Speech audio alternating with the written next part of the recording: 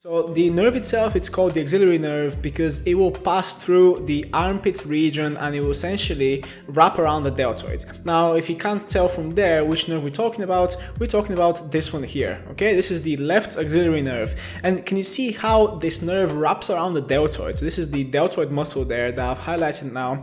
And then the nerve itself is going to wrap around the deltoid. But what's interesting here is that actually it comes off in between these two tricep heads. So that's the medial tricep head and that is the lateral tricep head. Okay, now what's happening here, there's a little bit of a gap here, as you can see from the chart itself. There's this gap and this is where the nerve comes out of. Okay, what this means is that this makes this nerve very superficial. You can essentially palpate your own shoulder and you should be able to feel the gap itself, and if you press into this gap, you're gonna feel this sharp pain sometimes, and to be honest, most of the time you will feel some sort of a pain and potentially quite sharp because you'll be pressing on the body of this nerve. It's quite an interesting one. And then just so you can see how it looks like on its own, I'm just going to fade everything around it, and there we go. So if we trace it, we're essentially looking at the nerve that, again, coming out of the brachial plexus, like every other nerve that we talked about so far.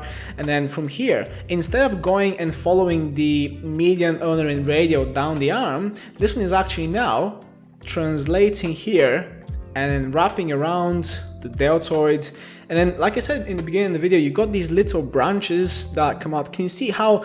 And then each branch will essentially split into smaller individual branches, and then these smaller individual branches could potentially also split into even smaller and smaller branches. You know, it's kind of never ending until it ends. And then here there's another branch. This is all the axillary nerve. Can you see how many smaller little branches it has? And all of these little branches are going to have some sort of a role here, but essentially they are a part of the axillary nerve. See, it looks like essentially two trees together coming out of the main body of the axillary nerve, which is this here. See, this is the main body, and these are all like different kind of different trees. I like to call them trees.